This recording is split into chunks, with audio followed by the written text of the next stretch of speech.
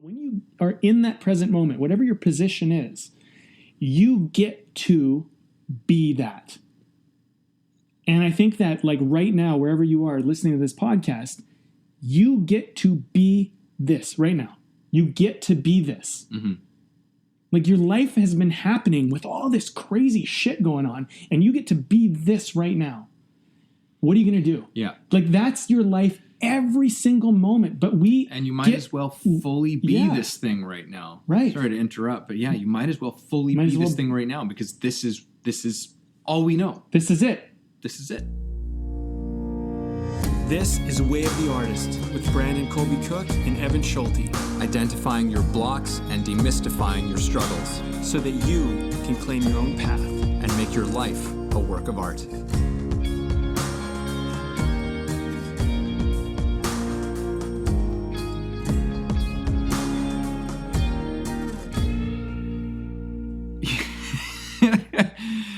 I was going to do like a big yo, yo, yo, and then I couldn't do it. I felt like I still had to share it. How's it going, everybody? Welcome to Way of the Artist, episode 33. I believe it's 33. 33. Yeah. But it's nice because, our beer is from 33 Acres. Oh, geez, look at that. We might as well even mention it right off the bat. Yeah, right off the top. We're drinking 33 Acres of Ocean. That's just the name of their beer. It's a pale ale from one of our favorites. We're not being sponsored by them. We're just drinking beer, spurs on the conversation. Now that we've got that housekeeping out of the way, back to the podcast. Yeah, it's not a podcast about beer, but we do love 33 Acres. That's where all these conversations started, in that little brewery right over by, just off of Main Street on Ontario. Well, not on Ontario, but basically somewhere around there. In those. It's like 8th. It's on 8th. I can tell you that 8th much. Avenue, near Vancouver. Main Street in Vancouver. Yeah. It's great. Go there just for the atmosphere, but the beer is awesome too. Okay, so let's talk about this. Yep. So have we even mentioned the title? We haven't. And the title of this one is "Nobody Knows Your Path But You." And there's kind of a lot of ground that we have to cover in this one. There's a lot of themes and elements that we're going to be bringing up in this one. I mean, this one really, where this all began in this conversation, when we were talking about some of the stuff. Usually we get into some of our own stuff, in our pre-talks before we begin recording. We kind of talk about things that we've been learning, things that we've been thinking about, things that we've been exploring intellectually, creatively, life-wise, or otherwise. And this one's about enjoyment of life. This one's about freedom. It's about wonder. It's about finding appreciation for every moment of our lives, so to speak. And that all ties into how nobody knows your path but you. So I don't know how we want to open this can up exactly. Okay, well, I kind of want to start with this.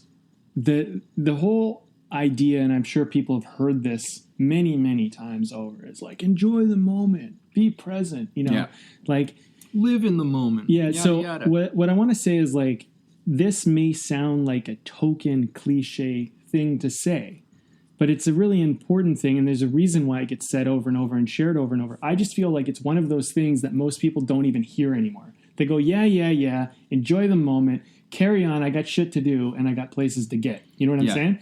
And so, it's funny because we talk about way of the artist and we talk about path. We mentioned, like, you're on a journey, you're on a path and all this. If you look in the world or your life or at your world in terms of, I have somewhere to be or somewhere to get, this concept fails you. Mm-hmm. Because you, by the very essence of that program, you miss the moment. Because you're always waiting for another moment. And then you might have a moment here and there that you enjoy, but you missed all the other moments leading up to that. And so we want to kind of reverse engineer this concept. And I think what everybody needs to kind of embrace, just try this on for a moment. Imagine that your brain is like a computer, right? And it's programmed. And there's these wires that send a certain kind of software into your brain. When you unplug one of those programs from your brain and you say, like, okay, I don't have that program running anymore, you're left without a program. And that can be very scary for people. So if we can all accept that we kind of have a program that we've been kind of taught that you need to accomplish things, you need to get places, you need to do things, and we can just kind of unplug that for a moment. Just what if you didn't? What if you don't have to get anywhere? You don't have to accomplish shit. You don't have to do anything. There's nowhere to be other than right now. Yeah. Like if you could just unplug that for a moment, just for the sake of this conversation, you might actually hear what we're about to say, which I think can be profound for a lot of people. There's nothing that you actually have to do. Yes. And maybe you've experienced this in your own life in some way. A lot of times it's like, it's always good to start off with like maybe with our families, because that's, our first relationships. That's where we first start to get ideas about the world and how the world works. And some of those things are true and some of those things are not, as this we're getting into. Sometimes there's something that your mom or your dad or something told you that he's like, this is how something is done. This is how you do this thing. And we go on in our lives and go, oh, okay, because that's all we know. And so we go on caring about our lives, doing things in a certain way. And sometimes those things begin to create a level of stress. They become a burden on us. And you may have had the experience of being like, fuck this and fuck that thing that they told me. And you rebel against it. Sure. And say, I don't want to have anything to do with this. And you might completely abandon that idea, and you might come back to it at another time. But it's this idea of I have to do things this way that can create such a huge burden of stress upon us, because we just think that we have to do it. And sometimes we need to learn that, no, you don't actually have to. You don't actually have to do anything. And then once we start to see the effects of doing or not doing something, then we can make a decision for ourselves. And then from there, instead of having to do something, we can choose to do something willingly or to not do it at all. Yeah. So here's an exercise. That might have been a bit of a rabbit hole. No, it was good. I mean, and it is a rabbit hole we're going to go down. But like, here's an exercise you can do is you can just, while you're listening to this podcast, just grab a piece of paper if you can, or just count on your hand, but just, count all the things that you think you have to do. Just like make a list. I have to feed the cat. I have to fucking, walk the dog. I got to make sure I eat breakfast. Got to make sure I pick up the kids from school and do all this. Okay. So these are all your obligations, right? And so now you're obligated into your life. The thing that people don't always see is that you could do all of those things, but without the obligation. Mm-hmm. That would change the whole experience. So if you went down, so you write down all the list of all the things you have to do, you must do, you're obligated to do, and you go, well, what if I didn't do it? There's consequences. There are literal consequences that will occur. So now you're saying, I have to do it, otherwise consequence will occur. So what if you changed it and went, okay, what if there were no consequence? Do I still have to do it? And then you will go, well, why? So why? Because if there's no consequence, well, why do you have to do it? So if there's no consequence, then you go, okay, I don't have to. But you look at it and go, what if you just wanted to do it? Then, because once you take away the consequence, you go, but I want to pick up my kid. I want to see my kid. I want to feed my cat. I want to, I want to do these things. I choose to do them. In fact, I brought them into my life to do them because it gives me something to do that I want to do. Mm-hmm. And so like what happens is now you can enjoy picking up your kid from school instead of going, God, I got to get out of work and I'm stressed because I'm late and all this, where it becomes this kind of thing of, I'm choosing this. This is my life. I own it. It's my path, right? Like I have a cat, for example, which, as far as owning an animal, like a cat is pretty easy to maintain. It mostly takes care of itself. I can leave the house and I don't have to take it on walks, but I got to make sure I feed it. Got to make sure I keep it sheltered, keep it safe. Okay. Mm-hmm. But if I need someone to say, take care of my cat, if I travel, it's a little bit easier, I think, than having someone take care of your dog, because they don't have to be as responsible either for this thing. Now, having a cat, also creates a few little challenges in my life. I used to travel a lot, and I had to figure out, well, what am I going to do for my cat if I'm gone for like 2-3 weeks at a time? Mm-hmm. And, so what I would do is I would have certain people that would take care of my cat while I was gone. It created an obligation in my life, but I chose to have the cat. I love having this cat. It's a beautiful cat, wonderful companion. And I also choose who to bring it to and who to share this part of my life with. If it becomes a choice, everything becomes enjoyable. Everything becomes this wonderful experience. But I think one of the first identifiers we want to just point out is that there's this, are you obligating your life? Mm-hmm. And that's probably the first telltale sign why you're not enjoying it, why you're stressed out. And this is all based on a faulty programming.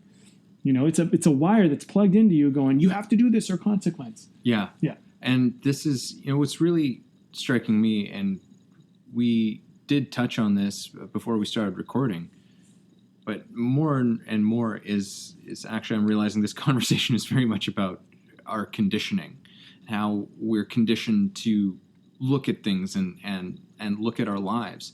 And we said off the top of this that this is about, a lot of this conversation is about how do we get more enjoyment, more freedom? How do we appreciate our lives more? And a huge part of it is it's how we are looking at everything. I mean, this. Hopefully, we can take this out of the kind of token cliche realm. It's like He's like, oh, it's all in how you look at it. Yeah. It's like, yeah, whatever. Who gives a shit, right? It's like, but hopefully we can explore this a little bit more and dig at this in a few more areas, because it is actually good wisdom. Yeah. But it's become something that we don't even necessarily. It's like, what does that even mean? You hear these things over and over, and they no longer have meaning. And also, if they don't fit into your conditioning or your programming, the problem is that you don't actually take them on. So, like, what I think happens for people, this is a theory, and I'm sharing of my own. Mm-hmm. So it's not proven anywhere that I know of, but it's my own theory. What I think happens is that you have a program running, I have a program running, and I believe my programming, and I think my programming is right. That's why I go, this person's an idiot. They don't know what they're talking about. I do, Mm-hmm. Like that's, our programming does stuff like that. So it creates a right-wrong scenario. It creates deflections. It does all sorts of things. Yeah. So when we get data thrown at us, or information or ideas or philosophies, and they don't align with our programming, it's more difficult to stop our program and say, like, maybe I'm wrong, maybe and it's easier for us to go, yeah, I don't need that. I'm only taking what I need. And so this is why we can't hear things. And I think this is why when people hear something later, they go, oh, I didn't even get that the first time I heard it, but I get it now. Because what happened was, somewhere along the life, you probably something messed up and your program didn't work, and you went, I need to change my program. And then you heard something else, and with the new program you're running, you're like, oh shit, that makes sense now. You know? Yeah. Yeah, sometimes it comes with experience that we have. So I want to take this into the artist realm, into part of what we're getting into. And a big component of this has to do with time, or at least our sense of time, because there's two folds to this, obviously. Well, I mean, there's three, but we're gonna, I think, key in on two of them, which is past and future. And a lot of times, these are very powerful, influential conditions on our life. We make our past and our future very real to ourselves. We make them like they're reality. And part of what we want to diffuse here is like, no, they're all actually just actions that are happening in the present. Yeah. And that's where we can kind of claim our power over them.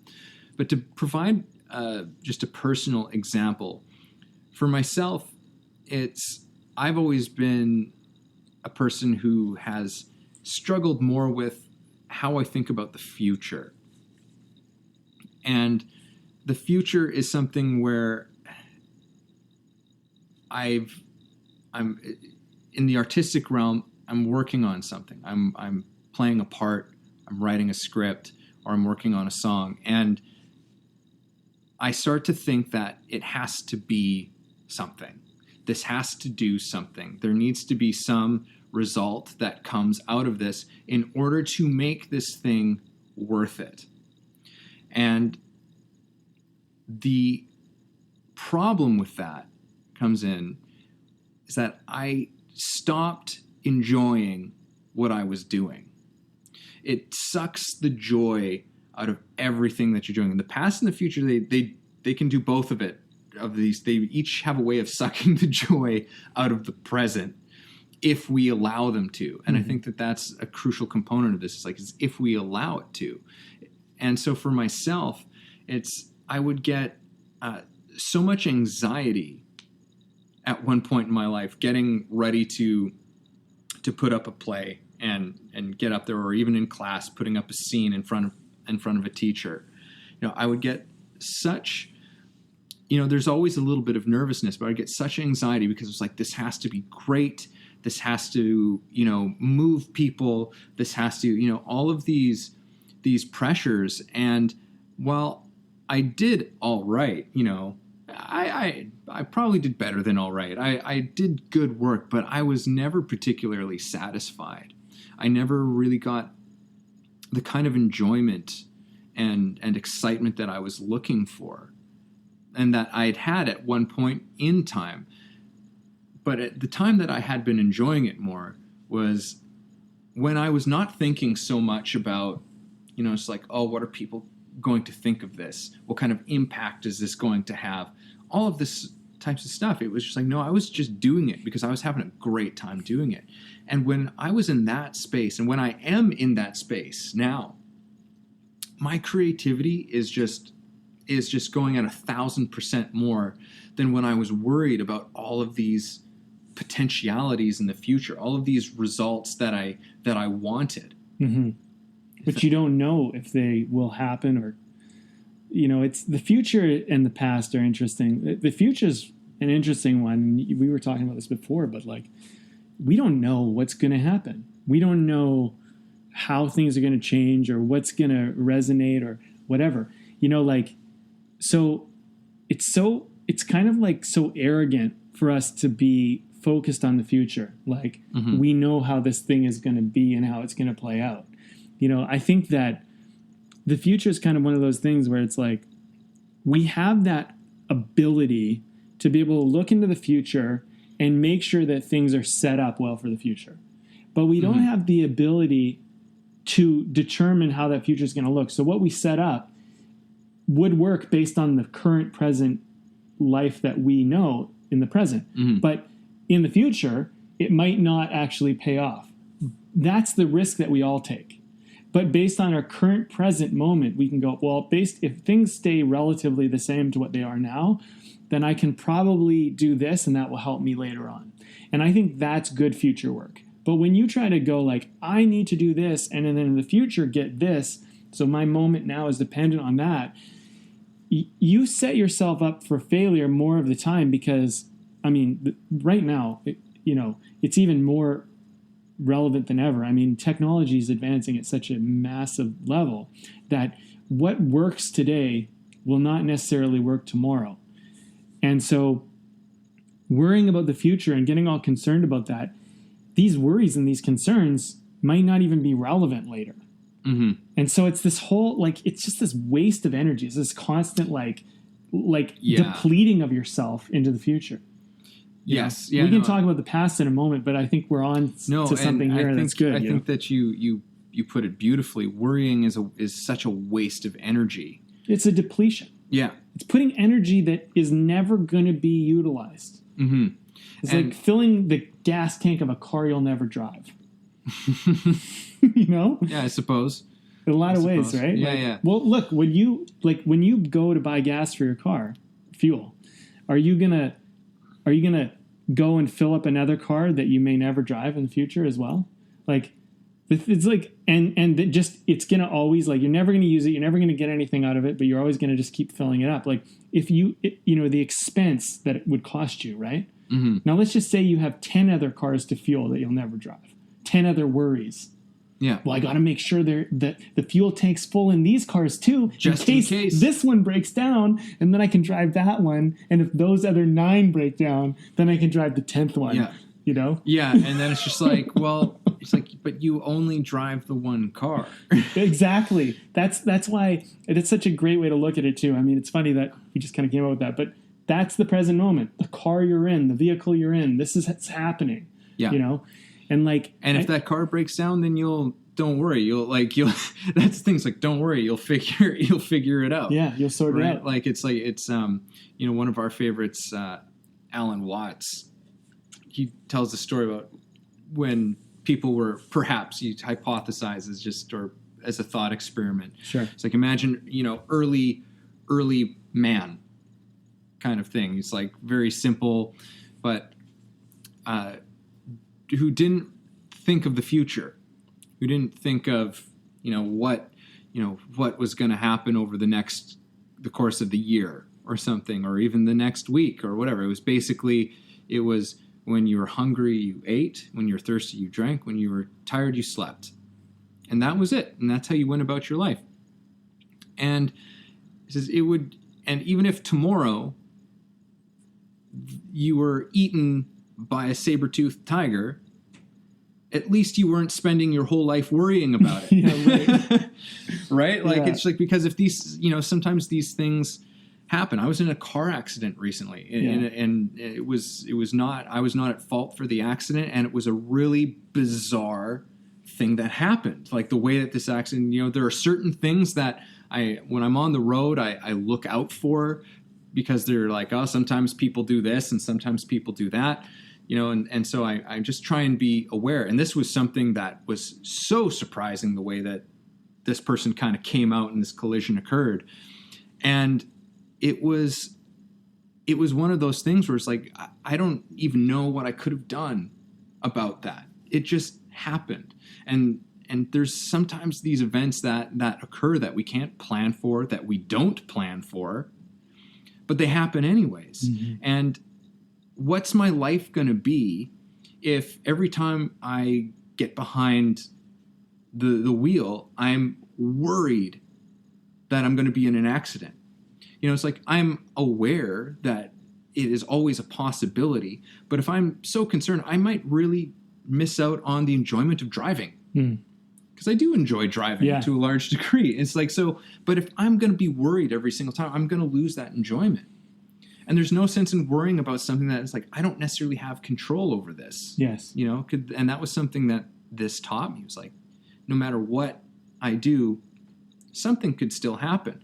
And it's not going to serve me in any way to worry if it might happen again. Mm-hmm. Maybe it will, but maybe it won't. What's the use in, again, wasting that energy?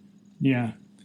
Yeah. So I mean, to summarize this part of the conversation, as far as we brought this into the future, worry is one of the things that depletes your enjoyment of the moment. And so, when you remove obligation and you remove your concern with the consequences and you replace those things with choice, where does worry come in at that point? Like, is there even necessary? Is there even a point there? And then I think what ends up happening, maybe if you get to that point, it starts to become where people begin to be dependent on future events. So they go, well, if this doesn't happen, my life's over. If this does happen. But, understand that isn't necessarily true. That's a manufactured idea. You're using your imagination to actually be an enemy against yourself. One of the tools that we work on in a Fast Filmmaker and my business and all of that is we work with imagination. And we talk a lot about, just how to use your imagination in an effective way that actually helps and serves you, because it's a fucking really powerful tool. Mm-hmm. But also, it's a double-edged sword because it can be used against you just as much. Yeah.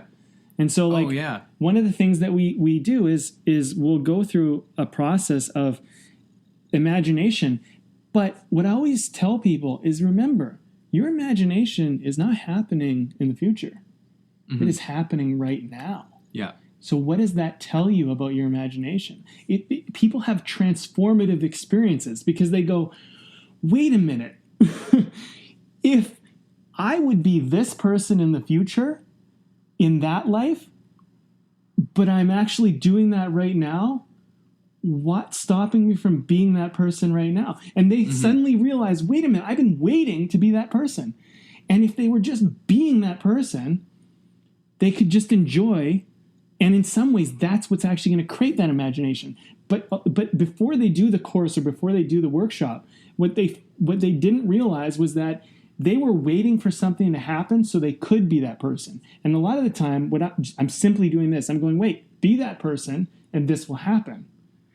And it's present. And so once you just turn it around, you go, oh shit, like, no wonder it's never happening. I'm not being that person. Yeah. You know what I mean? I need to be the person that would happen for, or so on, you know? Yeah. And the other thing about our imaginations too is like, this is something that I know I've done and still do at times. And I know lots of people who do this, and it's such a funny thing because it's like, we are so good at imagining terrible things in our future. Yeah.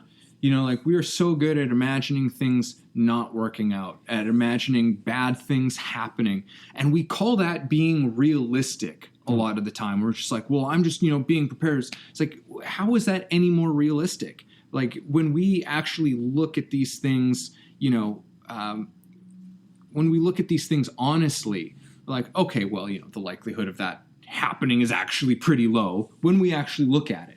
We're like, okay, so the odds of these really horrible outcomes is pretty unlikely. It's like, okay, so then why is that any more realistic than imagining something working out really well? Something going, like, we can use our imagination to go, it's like, well, what makes that any less real? Yes. But it's like, our minds, and this is part of our program, we're wired to find the fault. We're wired to find the risk. We're wired to find how things can go wrong. And at one point in our evolution, that served probably to help keep us alive when we actually, had to hunt and gather, and we didn't know, when the next thing was gonna come, when the next meal or what.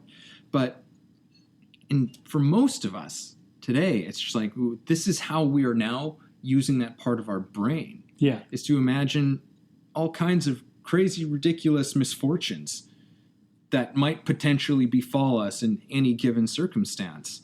Well, and to kind of take on that point a little bit further as well, I mean, we inform the present moment into the future. And what I mean by that is the way that we're being and behaving and acting and performing and role-playing, which I want to talk about in this conversation. Hopefully we can get to it. But when we're playing the character of our ego, when we're doing this, the person that worries, the person that's obligated, the person that is prepared, we tell the world and everyone around us and our environment and our own experience and perception of the world that this is how it will play out. And the more committed we are to the role, the more we manifest the destiny of that role to be played out. So in some ways, people go, yeah, it was good that I was worrying because this did happen. But here's the thing. Maybe it happened because you were worrying about it.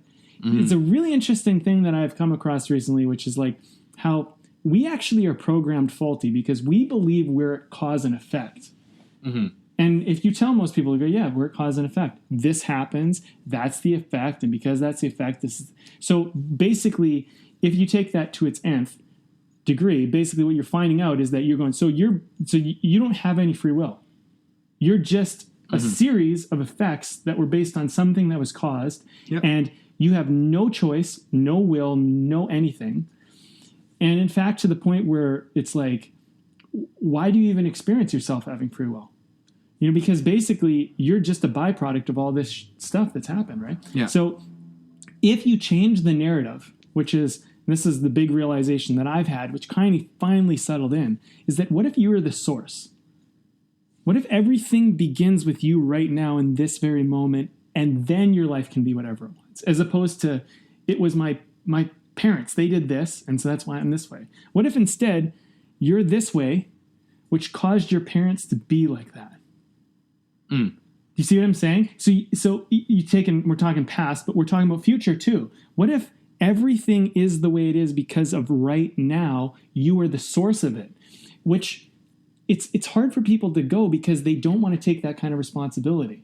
Yeah. But ultimately, what if you are like, you can start at any moment and be the source? Well, it's like I think that what you're getting at is that we have this tendency of separating cause and effect. It's like we look at them as though they have a relationship, certainly, but that they're kind of these separate things. There's cause, and that's the effect. They have a tie to them, but like they're kind of like that they kind of clunk along together. But it's the truth is that like cause and effect are the same thing. They're actually one solid unit, and you've maybe kind of just called it source, which is a pretty good way of looking at it, which is that if we want a certain effect, then we have to be the cause of that. The cause has to begin first in order to have the effect that you want. You need to be that cause. And so But an effect has to happen for the cause to exist. Yeah. So where does it happen? The chicken or the egg? Yeah, exactly. So it's just like it's this. I don't know. Have we died? I don't know if we dived into some, it, but okay, Alan Watts. I got another Alan Watts ism here. Mm-hmm. Alan Watts shares this idea. I love this idea. He goes, okay, you're a wave in the ocean. At what point are you separate from the ocean? Mm-hmm. Right? So what point are you separate from the ocean? Well, where do we cut off? No, you're the same thing. You just happen to be identified as the wave. Mm-hmm. But you are the ocean. So you're the ocean waving itself. Exactly. Yeah. And then here's the other thing. You go, you're the puddle, which ultimately came from the ocean. So what happened? Because it evaporated into the sky, became a cloud, floated over to some street or whatever, and then rained, and then became a puddle. You're the puddle now, and you just identified as the puddle, but you're the puddle, you're the rain, you're the cloud, you're the evaporation, and you're the ocean it came from. Mm-hmm. And so then if you start to see the interconnectedness of everything, you stop making yourself the effect of everything, because now you see that, well, look, I'm the ocean, whether I'm a puddle or whether I'm a wave or whether I'm the evaporated water, it doesn't matter. Yeah. And so, I mean, it's kind of a weird analogy, right? No, it was funny because like I kind of lost my train on that on our conversation where I was like, wait, how did we get onto this? Where did we go? It's like, that's right. Oh, that's right. It's about our past. It's about this sense of being, and you know, there are people who are probably listening out there who are determinists who truly believe that, you know, it's like determinism's fine. It doesn't negate the whole thing that we're talking about anyway. Yeah. Determinism is an actual interesting way to look at life. Mm-hmm. But we're not talking about that, really. We're not talking about free will or determinism. We're just talking about enjoying the moment. Yeah. So you can say like, well, I'm determined not to enjoy this moment. Yeah. I mean, sure, go ahead. If that serves you and that works for you, then by all means, go do it. But like, given the choice, would you rather enjoy the moment or not? I mean, given the choice. Given that, well, I don't have any choice. So fine. Carry on, stop listening, go on, or keep listening because you don't have a choice. Yeah. You know what I mean? But like in a way, it's like if you follow determinism all the way to its end, you know, it's like, well, you have no free will. Like you were always going to do what you were going to do. Yeah. And what have you. Then at least then you can kind of breathe easy, can't you? Wonderful. Everything's already taken care of. Everything's already taken care of. You're not responsible for anything. Just you don't ride this out, man. To bring this back to earlier in our conversation, you don't have to do anything. Yeah, that's what because everything. So at least, and this is kind of what we're getting at in this conversation is that it's like breathe a little bit easier. Yeah. In your life, you know, the worry, the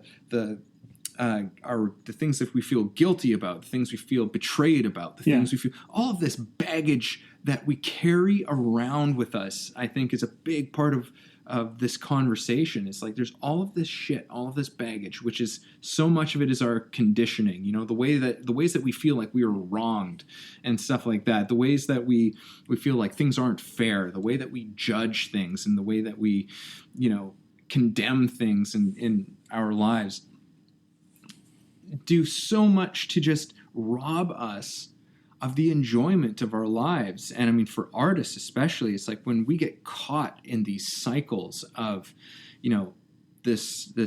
this past, I'm the way that I am because of this, and if only this hadn't happened, and blah blah blah blah blah. Yeah. And then we got just like, oh my God, and I have to make my work this thing, or it has to be this, and people have to love it, and it has to have this kind of effect and impact in order for it to have been worth it. Yeah. Well, now you can't, there's no room for real creation. There's no room for real engagement with life at that point. We become so rigid. And I don't remember where I saw this in, but I thought it was really quite wonderful example of it, which was that if you look at something like a plant, right? Like a dead plant becomes stiff and brittle.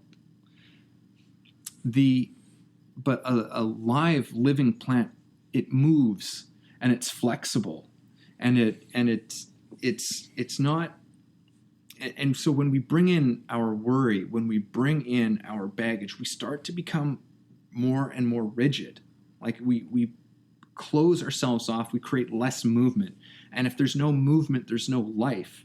So part of what this is I think we're trying to illustrate and pull out some of these games that we play with ourselves, some of these games that, maybe you play with yourself, in your own mind, and how absurd so many of these games are. Yeah.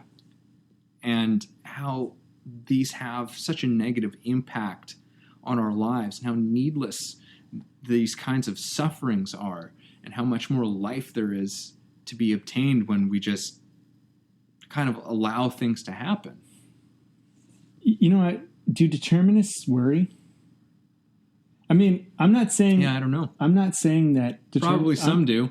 Well, I'm not saying that determinism is not the case. Like, what I learned through philosophy is, this is a big conversation, obviously, in philosophy, but what I learned through it was, every philosophy teacher I ever had, really, at the end of the day, our conversation boiled down to this one thing. It's like, we don't know if we have free will or not, but we sure experience it like we do. Mm-hmm. So we experience it like we do, and I even a determinist, I mean, you still experience the essence of what choice is. So whether you have it or not, I mean, I totally get that point of view. Like, it makes perfect sense to me. Mm-hmm. And in some ways, sometimes I walk along and I go, yeah, like maybe it all is just kind of determined. But I find it very difficult to deny that I don't experience free will. Mm-hmm. I don't experience a sense of it. Like, I don't experience that I'm having it because I think I'm making my own choices.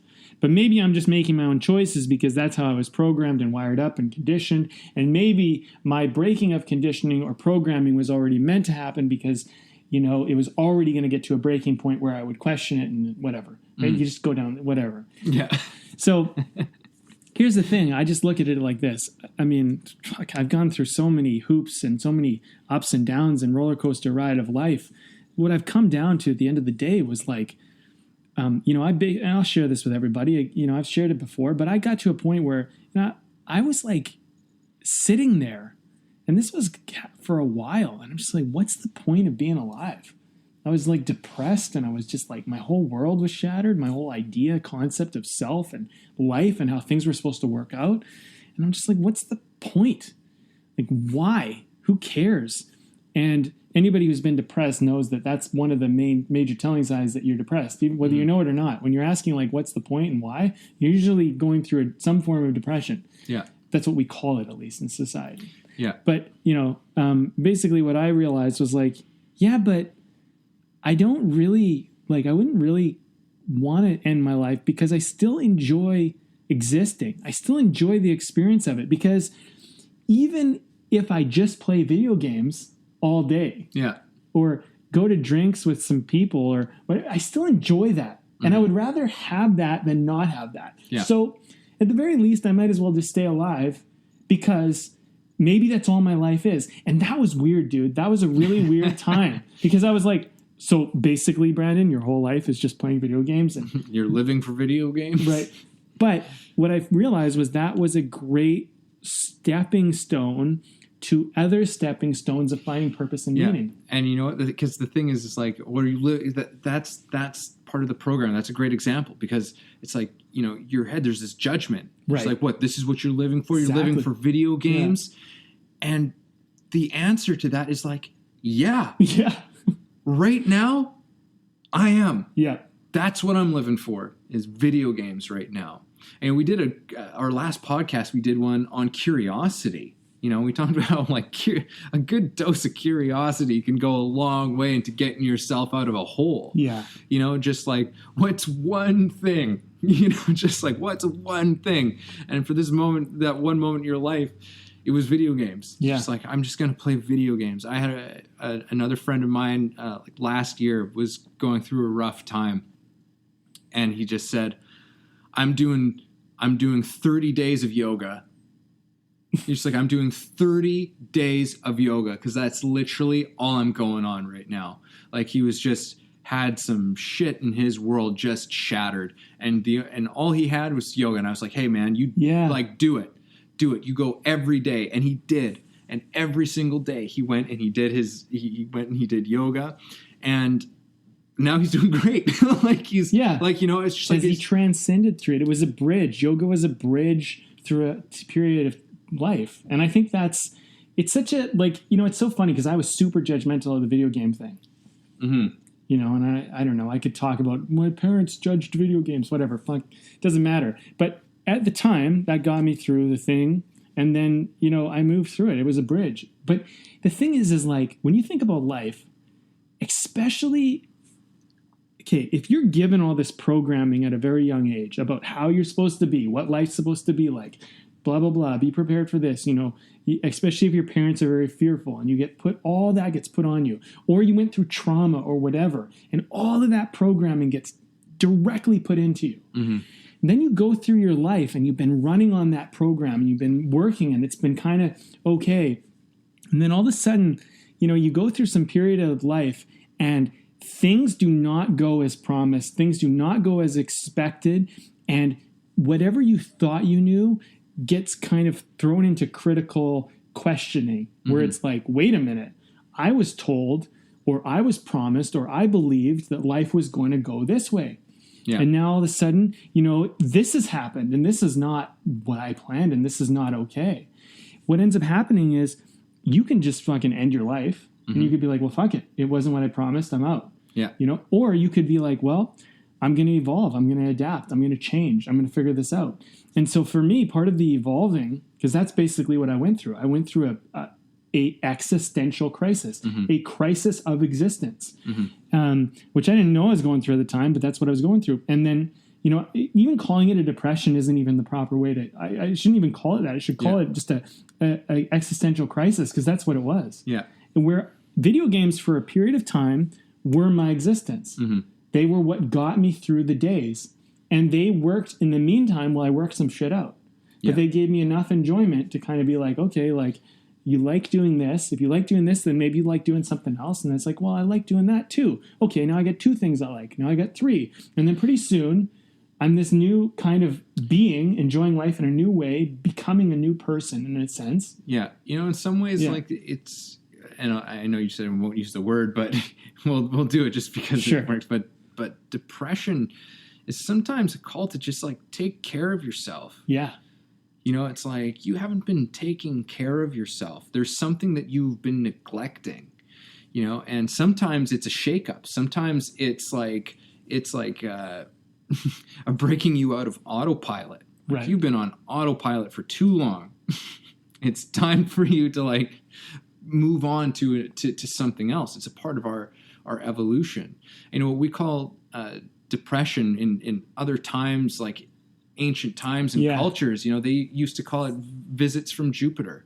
They used to call it, you know, and there was beautiful art that came out of it. There was a very symbolic look at these challenges, these struggles, these inner turmoils that we face. Instead of, you know, diagnose depression, it was just like, oh no, like there's rebuilding. Like the as I mentioned before, there was like Saturn was associated with depression, but was also associated with wisdom.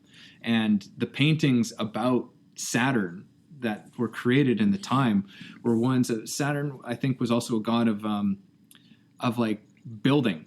Right. Of like, so it was like you would see paintings of old structures being torn to the ground and carpenters building new ones, you know, and that's what we're going. But we're sometimes so busy in making these things wrong. You know, it's like I'm not supposed to be going through this. This is not supposed to be happening. Right. And really all it's saying is like, is really to pay attention. Yeah. And that's really what we're getting to, is like so much of this time, we've been dancing around it, but the biggest really part of this, and like one of our laws that's related to this, is presence. Mm-hmm. Like how much this has to do with presence. The law of presence, you know, we had a whole conversation just on that, like that law, that tenet, that kind of principle of going about life. And, you know, I think in our conversations, and I think what we've kind of been trying to do is we were trying to say, and we have been trying to say, is like, maybe this is a bit of a philosophy. You know, this way of the artist is a bit of a way of looking at your life and a way of kind of comprehending it through the eyes of a creative being, of a artist, you know, of a master artist. Yeah, exactly. And that's kind of the ultimate aim, is that what if you viewed your life through the eyes of a master artist, somebody who looked at life as a canvas to paint or a unwritten song to sing. Mm-hmm. You know, what if they looked at their life as a movie that needs to be told or whatever? And, you know, the thing about the life of an artist is that an artist truly doesn't look at other things as a thing to copy. They look at things as inspiration to help create something new out of, but they don't look to replicate it.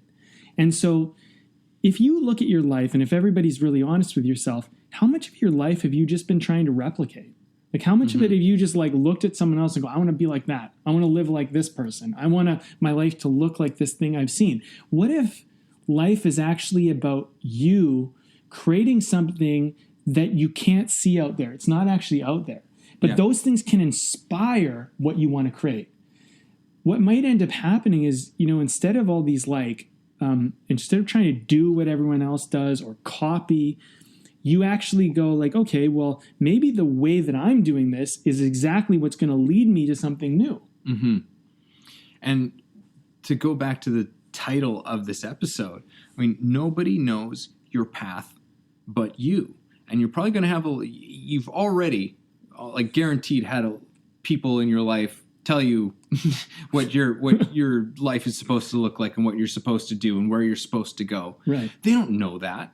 They don't know. They don't know that. And the thing is that's funny about this as well is, well, it's not necessarily funny, but only you have any inkling of what your path is.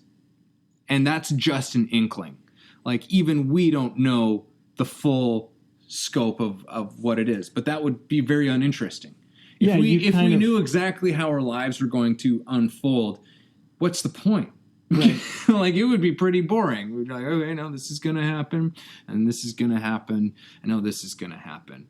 You know, it makes for a fun kind of movie maybe when one person can see what's going to happen next. It gets old after a while. You know, like if you just rewatch a movie over and over and over again, back to back to back to back, it eventually gets tiring. So there's a movie called True Romance, which I saw when I was a kid, but I kind of forgot. And then a filmmaker, I did a film with him. I was the lead and he was the director. And he's like, have you seen True Romance? I'm like, yeah, I was a kid. I don't really remember. He's like, we got to watch it.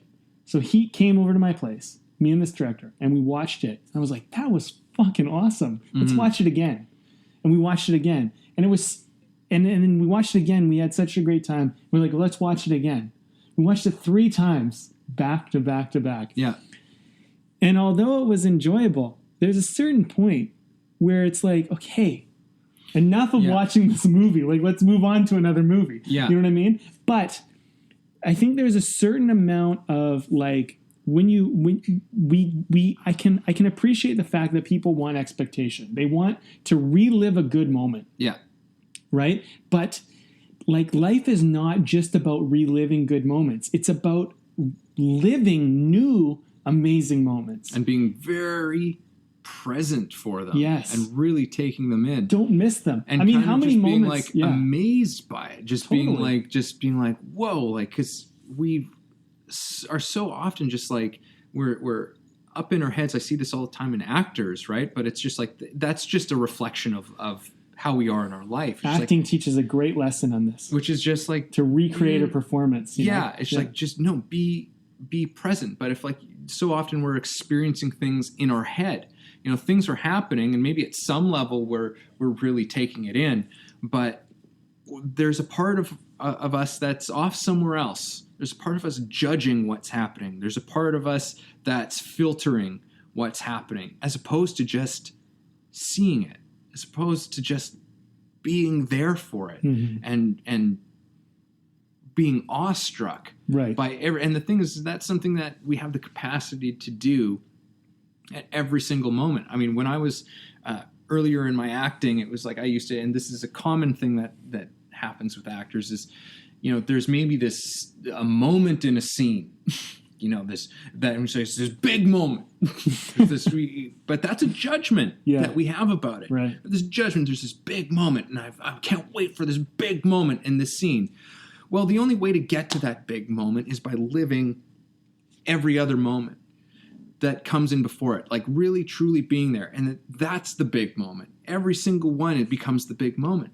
But when you're constantly looking, like waiting for this thing, I was never present. I mean, I spoke earlier about how I had this frustration in my own acting, you know, about like how I wanted things to be this way. And a big moment was part of that. You know, it's like, oh, I want to have this thing at this part in the scene. When it hits this point, I just really want it to kick ass, right?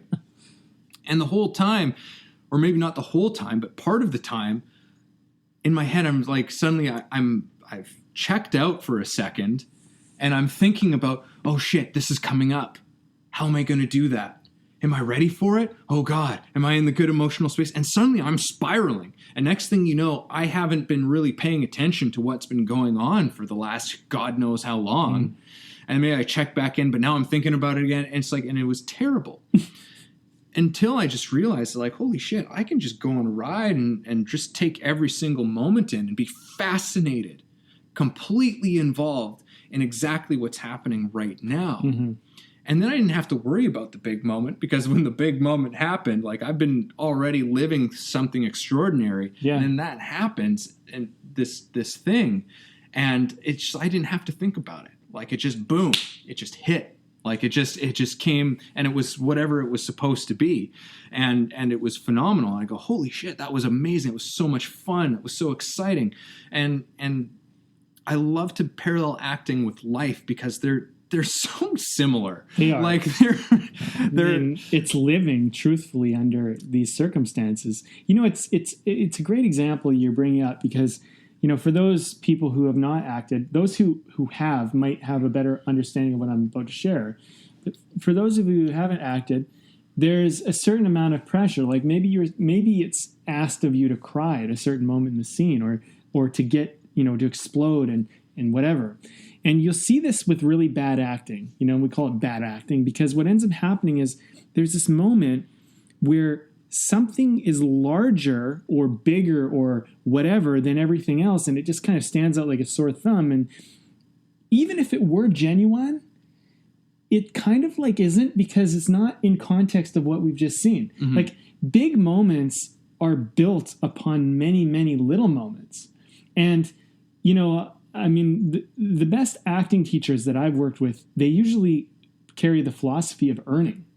Like, big moments are earned. They're not, you don't just get them. You have to earn them. And you start from the moment before you even walk on stage. Yeah. Before you even sing. And probably even before that. And you could bring it back as far as you want. But you go, and then you live. And then through living on stage, something happens. And this we call a big moment.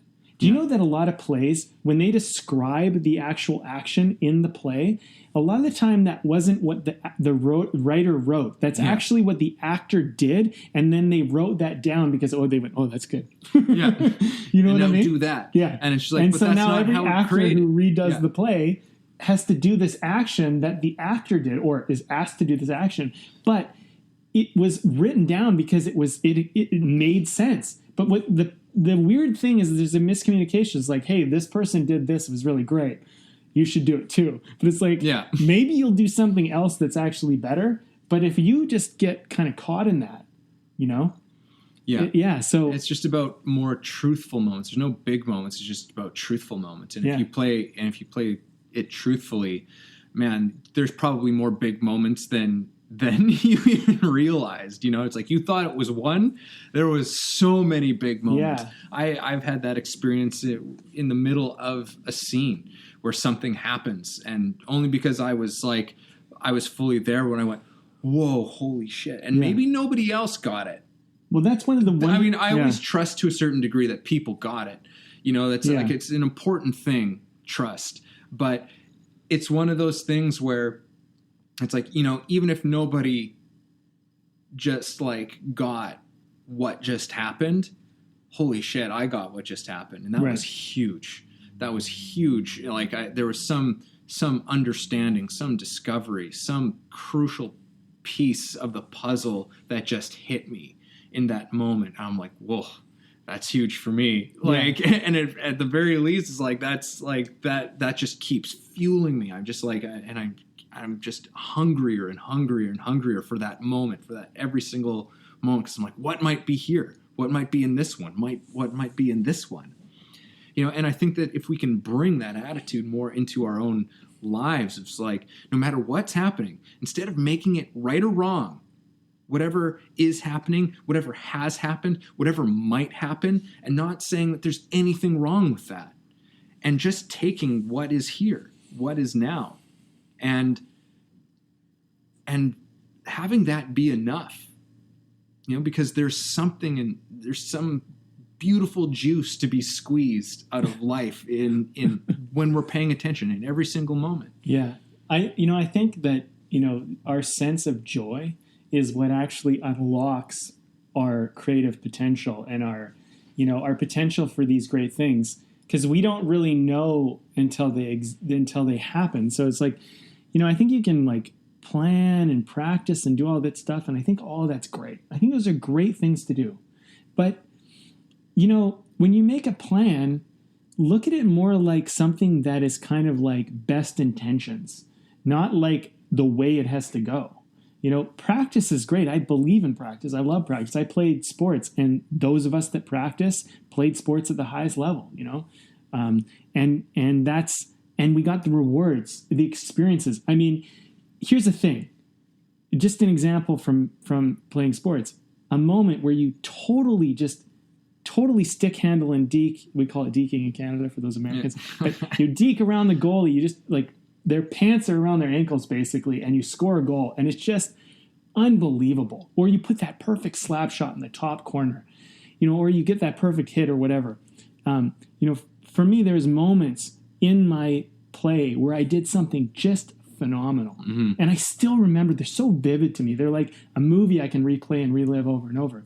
But that was practice coming into the moment. But in the moment, you're there and it happens. Mm-hmm. And it almost happens in spite of you. It's like, that's the thing about presence, is that presence with preparation and practice and planning happens in spite of you. So you don't control where everyone else is. You don't control what's going to happen in the game of life or the game of hockey or soccer or football or whatever. But when you are in that present moment, whatever your position is, you get to be that. And I think that, like, right now, wherever you are listening to this podcast, you get to be this right now. You get to be this. Mm-hmm.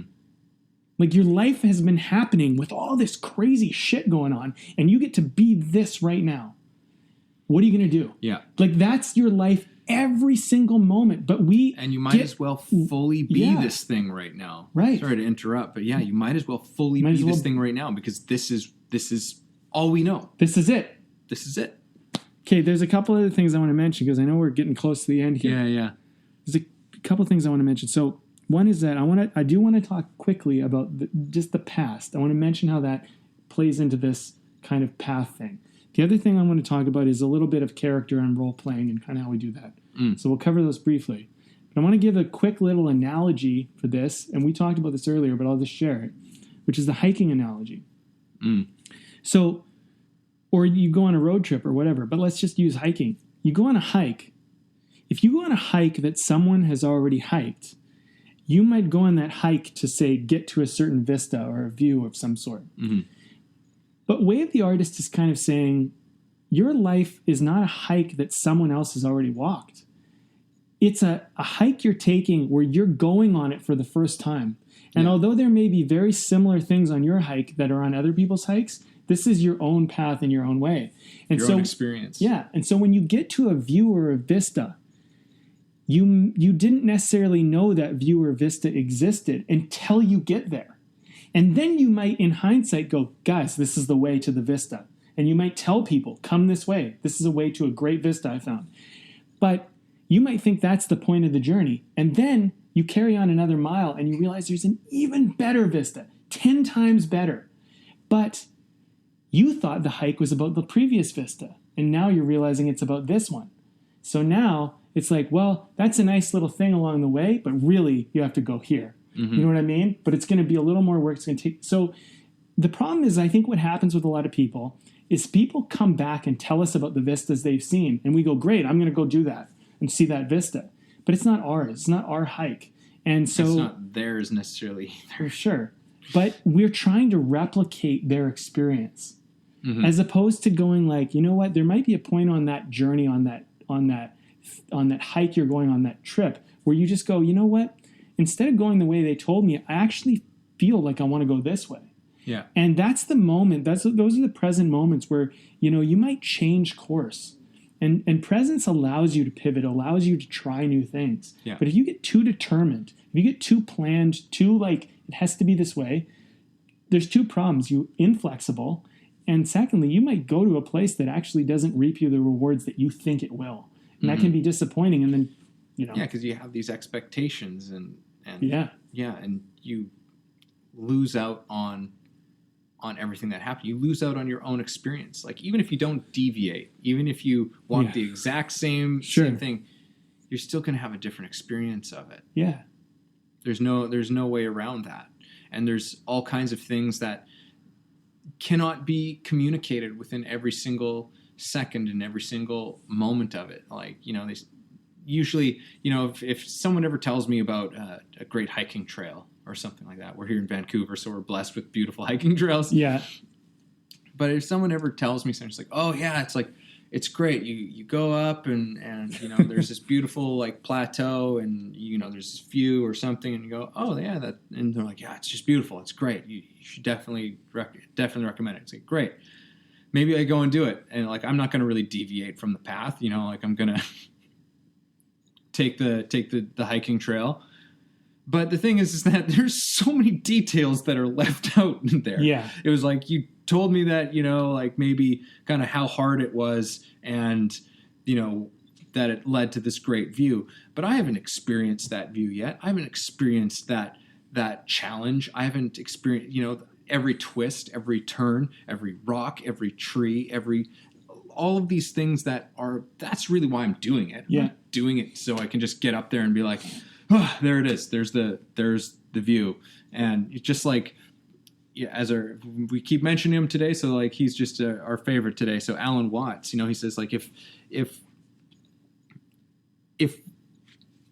everything, every song, he's like every song, or it's like if we treated music the way that we often treat our lives, it's all about getting to somewhere, then every orchestra ever would just finish at the end. You know, like they would just play the end. Yeah, they just play the end. They would just play the one big final chord, and then it'd be over. But it's like that's just silly. Like, when that whole idea, we just hear that and we just go, that's ridiculous. Why would anybody go to a concert just to hear an orchestra play one big note at the end. It's silly. Just like if you went to see dancers and watch them hit their final Right. hit their final movement or their final pose. It's like, that's stupid. It's like, it's all in context to everything that came before it. It's all, every single thing was important. No one thing was. Well, it goes back to our acting analogy. Yeah. You know, the big moments in acting that actors are always like, I gotta cry here. It's like, well, in context to you earning your way to that moment of living truthfully in all the previous ones, then maybe that'll happen. Yeah, But- because if we just step out, go and see a show, and we see an actor just come out and just suddenly just like break down weeping on the stage, and that was it, you go, who the fuck is this asshole? You know, like it's just Exactly. like, what? Like, is this supposed to be experimental? Like, we would be just so very confused by it, and Yeah. not necessarily have gotten anything. It's like, no, it's in relationship to every moment that came before, every word, every gesture, every look, every. I want to share something. You know, we were talking about this script a little earlier today, a script that I've mentioned previously, Love Lost, that I wrote. Guy and a girl, simple script. It's basically a play. They context is they're a couple young people who used to be in love, madly in love, had a bright future, all these expectations. It didn't work out. They broke up. They still were in love. Didn't work out. They run into each other on the street. They spend a night together and they rekindle. But all their history and all this stuff comes up. Well, one of the readers, which this script got great reviews, but one of the readers who wrote it, or read it, I mean, read it, said, they're like, at page 70, I had to just put the script down and walk away for a minute. I was so upset because they said they fell in love with one of the characters so much. They like, I thought I knew you. And then a secret came out, a discovery came out. The thing is that the only reason what would force them to be so aggravated they would put the script down, because it wasn't like they were putting the script down because it just emotionally affected them so much. They had to put it down because they were dealing with their own shit.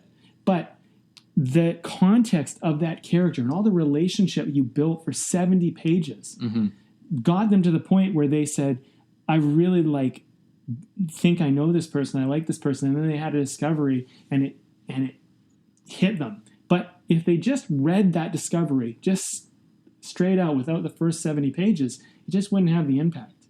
And this is the thing about, and this is where I want to get into the past. Your past is only valuable in how much it serves your moment. That's it. If it ever takes away from your moment, it doesn't matter. It's irrelevant. Like, the past is not here to take away from us. It's only here to serve us. That's all it's here to do.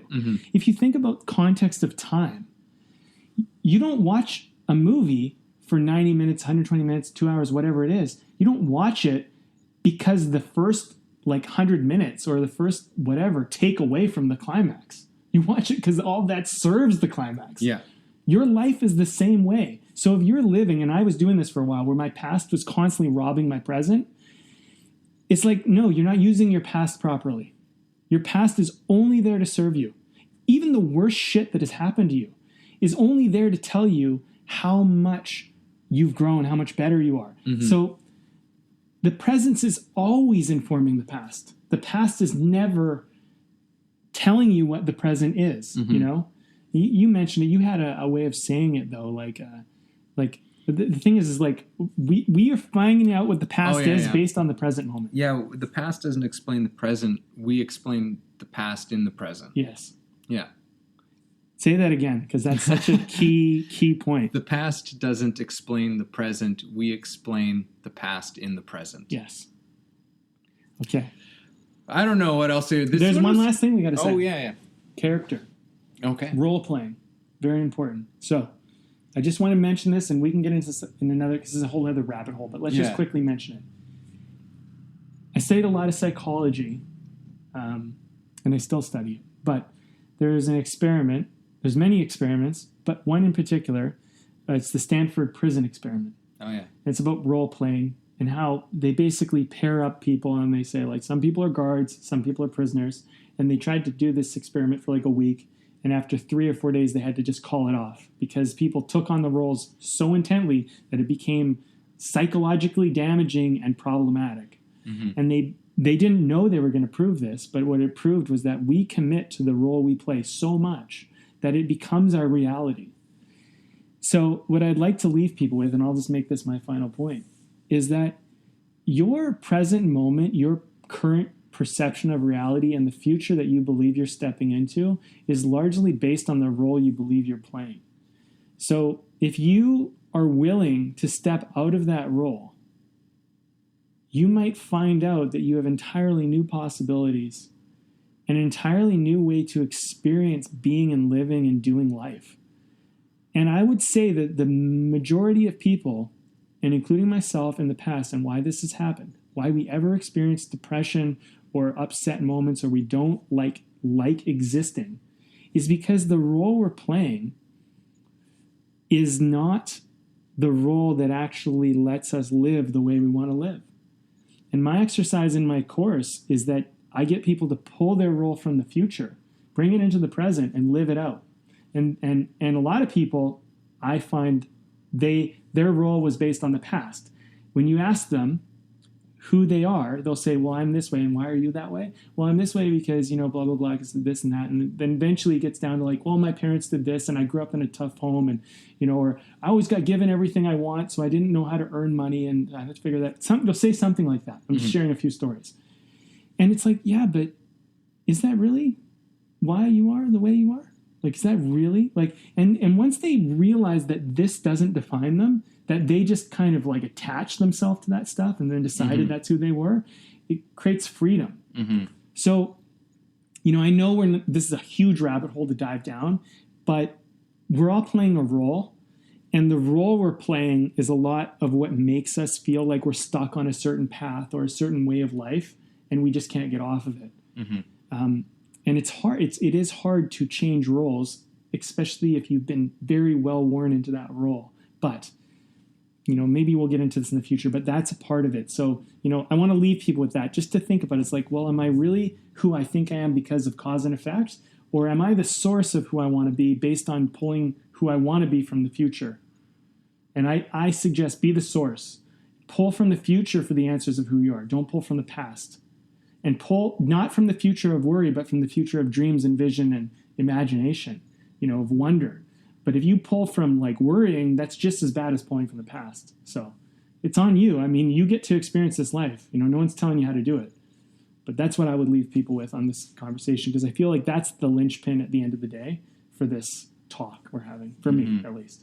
Yeah, and I think what's coming in for me, just as a final thing, it's like, it comes down to a sense of unknown again. It's like so much of our worry, anxiety, the reason why we stress about things, the reason why we overplan for things sometimes, which can happen with the reason why we overprepare, overtrain for certain things, is we want to have some sense of control, some sense of guarantee, some sense of knowing how things are going to work out. But the truth is that it's all such a big unknown. And as I mentioned earlier, and as the title of this podcast is, it's like there's nobody who can tell you what your path is. And like no one, I don't care. Nobody knows this. Nobody knows this but you.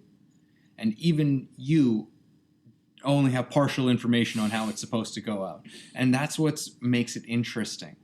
It is that unknown component that this is kind of all for. It's kind of the reason for a lot of life. That's where life happens.